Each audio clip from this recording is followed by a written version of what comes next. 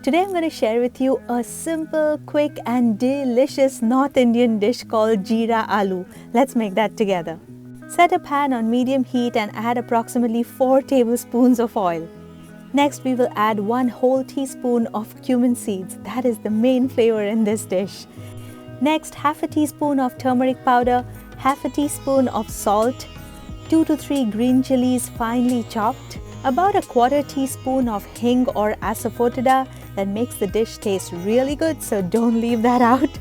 Give everything a quick stir until the cumin seeds start to splutter and get a little darker brown.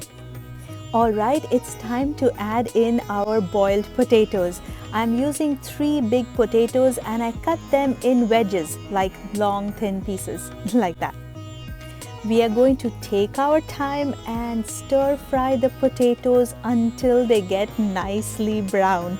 Don't hurry up this step, guys. We really want them to brown nicely because that is where the taste lies. See, like that. That potato is going to taste so yummy.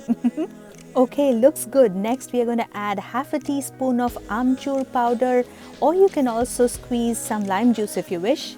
Sprinkle as much of red chili flakes as you like. I always like it spicy, so I'm going to add a lot.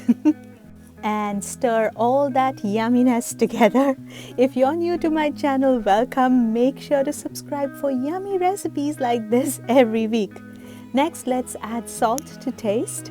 And now we are going to turn off the heat and garnish with lots and lots and lots of coriander leaves. That's it, all done. Wasn't that easy, guys? Just a handful of ingredients, but it is so tasty. You can have it with roti or rice and pair it with some simple dal and Alright guys, I hope you enjoyed this recipe. If you're on any of these different social media sites, I would love it if you'd follow me. For written recipes, you can always visit my blog. All the links are in the description.